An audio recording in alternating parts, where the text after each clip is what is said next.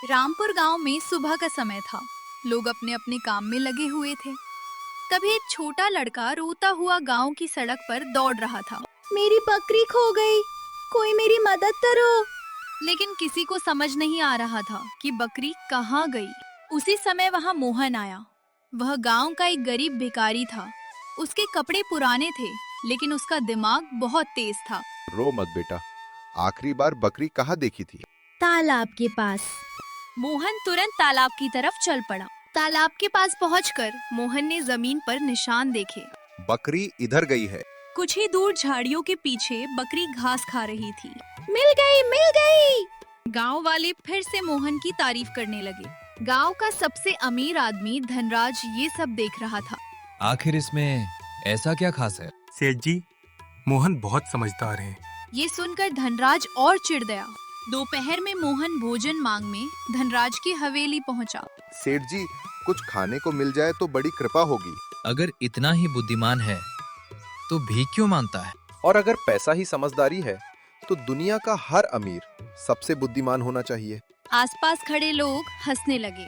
धनराज की बेइज्जती हो गई थी। कल चौपाल में आना, पूरे गांव के सामने तुम्हारी चतुराई की परीक्षा होगी। जरूर आऊंगा। अगले दिन पूरा गांव चौपाल में इकट्ठा हो गया। बीच में एक बड़ा बक्सा रखा था। बताओ, इसके अंदर क्या है? मोहन ने बक्से के पास जाकर कान लगाया। अंदर से हल्की सी आवाज आई। इसके अंदर मुर्गा है। बक्सा खुला।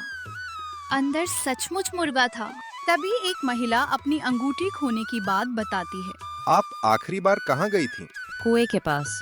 मोहन कुएं के पास गया। कुछ देर बाद अंगूठी मिल गई। मोहन की बार बार जीत से धनराज जलने लगा। एक भिखारी मुझे हरा रहा है, अब इसे फंसाना पड़ेगा। सुबह धनराज ने शोर मचा दिया। मेरा सोना चोरी हो गया।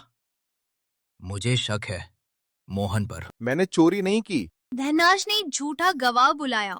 मैंने मोहन को रात में हवेली के पास देखा था। किस समय? आधी रात। मोहन चुपचाप सबकी बातें सुन रहा था।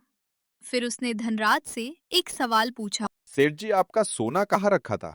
मेरी हवेली के कमरे में। और चोरी के बाद आपने सबसे पहले क्या किया? मैंने पूरे घर में देखा। मोहन ने हवेली से लाई गई एक चीज दिखाई।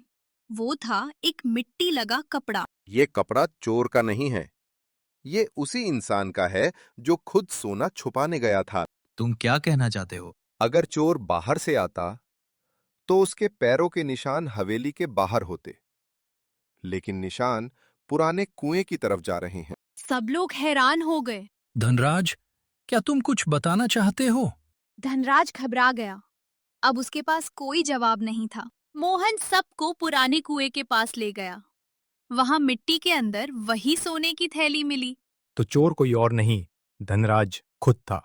हाँ, मैंने ही ये सब किया। मैं मोहन से जलता था।